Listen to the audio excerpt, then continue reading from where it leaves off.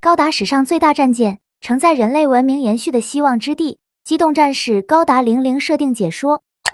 天人号外太空航行舰是天人组织在一颗小行星上进行改造的深空航行器。该外太空航行舰的体积十分庞大，光是舰体全长就足足有15公里，整体规模够得上一座宇宙殖民星。虽然具体的建造时间目前无从得知，但可以确定一开始在进行规划的时候，计划用来满足容纳一部分人类长期生存的需要。这样，如果有一天人类遭遇到强大的敌对外星生命体时，天人号就可以作为神话里的方舟，搭载着一部分人类进行逃离，由此来保障人类文明还有机会得以保存延续。为此，天人号上配置了完整的设施，来供人类在宇宙中长期生活，并设有特殊屏障，防止各种宇宙射线带来的伤害。同时，尾部结构预留了5个安装太阳炉的位置，然后由这5个太阳炉来为天人号提供动力，以此来满足向深空领域进行长期航行的能量需要。如果是非深空探索航行，可以改用你太阳炉进行代替，也能满足太阳系内的航行需要。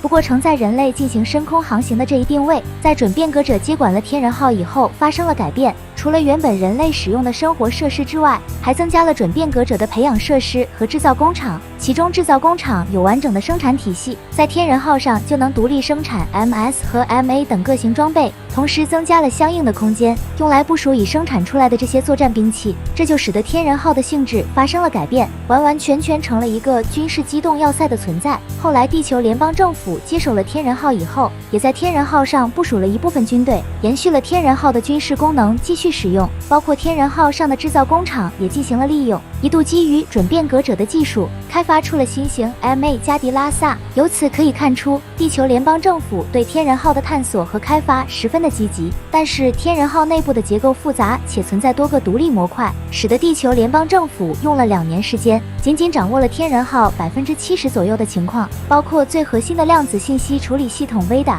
因为最高权限仍在天人组织手中，所以地球联邦政府能够从 VEDA 那里获得的信息同样也比较有限。基本上，地球联邦政府对天人号来说，属于是管理者和使用者的身份比较贴切。在这里还有个需要补充的信息，那就是VEDA 原先并没有放在天人号上，而是放在天人组织的月球基地里，但后来被准变革者利冯兹和天人监视者科纳夺走。从此，作为准变革者集团带领地球政治势力向天人组织进行全面开战。为了不让天人和天使组织再次夺回VEDA，利冯兹将VEDA转移到了天人号上，利用保密级别的信息差，让天人组织始终找不到VEDA的具体位置。直到王留美临终时刻提供了情报，天人组织这才知道在月球背面 L2 的位置有个15公里范围大小的东西存在，而这个东西正是天人号。但是天人号具有跟高达一样的光学隐身能力，无法通过肉眼直接观察到天人号的存在，加上整体外层基本由小行星覆盖，使得很多探测手段也无法探测到天人号。所以自从VEDA被利冯兹转移到天人号以后，使得天人组织在夺回VEDA的斗争当中陷入了被动。尽管天人组织根据王留美的情报找到了天人号，但是天人号上布有众多强力武装系统，要想越过天人号夺回VEDA并不容易。这其中最强力的武装就是80米规格大小的巨大 GN 粒子光束炮。该炮体积十分巨大，为了尽可能覆盖所有射击角度，在天人号上设置了一个环形轨道，这样就可以让巨大 GN 粒子炮顺着环形轨道，根据目标方位快速部署到最佳位置进行炮击，有效攻击距离相当遥远，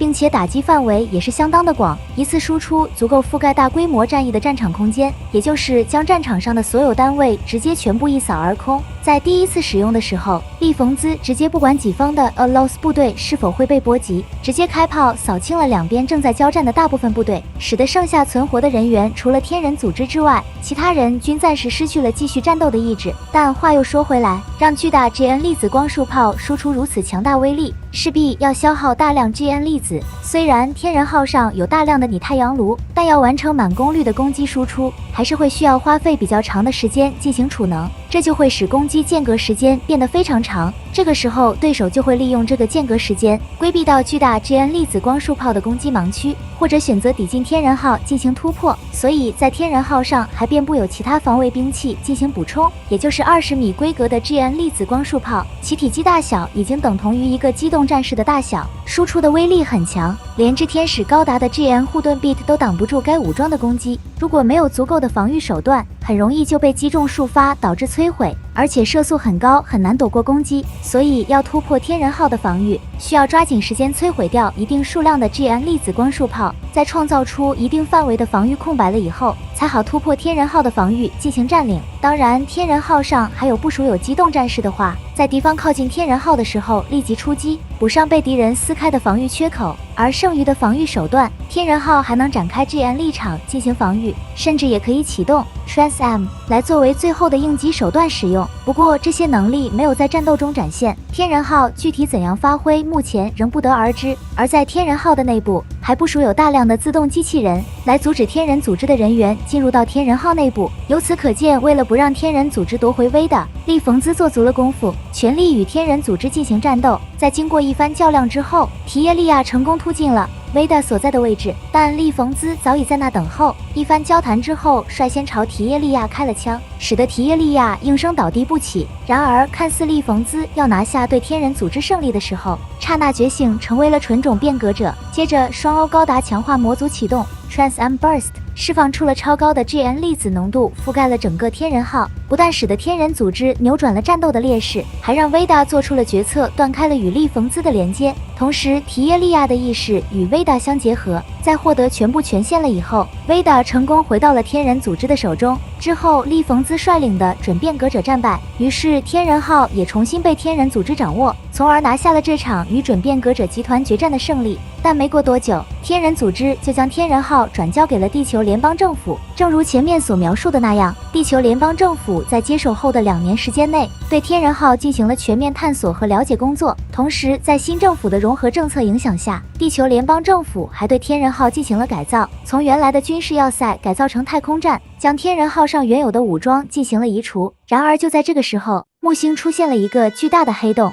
很快在这个黑洞当中出现了一大波地外生命体 ELS， 于是人类迎来了伊欧利亚休罕贝克计划中的即将到来的对话时刻。但这一次天人号没有选择作为方舟，而是作为地球联邦军绝对防卫线的指挥中枢，来指挥全军抵御地外生命体 ELS 的入侵。为此，在天人号内新增了一个指挥中心，用来发挥战役指挥这样一个职能。唯独比较可惜的是，天人号上的大部分武装均被拆除，倒是80米规格的巨大 GN 粒子光束炮还有所保留。尽管第一发满功率的炮击还是一如既往从超远距离给予了地外生命体 ELS 重大打击，但对方数量与地球联邦全部战力的比例至少达到了10000:1的程度，也就是即使能够满功率发射10000次，也未必能够将全部 ELS 一扫而空。而且更加糟糕的是，在第2发的储能还尚未完成的时候，地球联邦军就已经损失了大量兵力，战线随时有可能被 ELS 突破。不得已，天人号在储能未满的情况下，向 ELS 发起了第2次炮击，但这次 ELS 已经有了应对的能力，直接就化解掉了这次攻击，避免了伤害。这次攻击失败基本宣告了地球联邦军已经无力继续阻止 ELS 前进，仅剩的希望就放在了刹那的对话上。而现在地球联邦军力所能及的事情，就是尽可能放缓 ELS 前进的速度，争取对话完成前守住防线。但是战争的形势依然十分严峻，结果很快发展到了天人号的主炮也被 ELS 侵蚀同化，于是无奈之下选择启动自爆程序，将宝贵的巨大 GN 粒子光束炮炸毁，来避免 ELS 获得信息进行拟化。紧接着防线被地外生命体 ELS 冲破，连同天人号本体也遭到了侵蚀同化。而此时全军的剩余战力已经不足30%，这个状况跟全军覆没的状态可以说相差无几。然而就在这个十分令人绝望的时刻，刹那终于与 ELS 完成了对话，而 ELS 在理解到人类的意识了以后，便停止了向地球前进的脚步，包括对天人号的侵蚀也同样得到了停止。于是即将到来的对话时刻这一历史篇章在这里画下了句号，天人号承载的历史使命终于迎来了完结。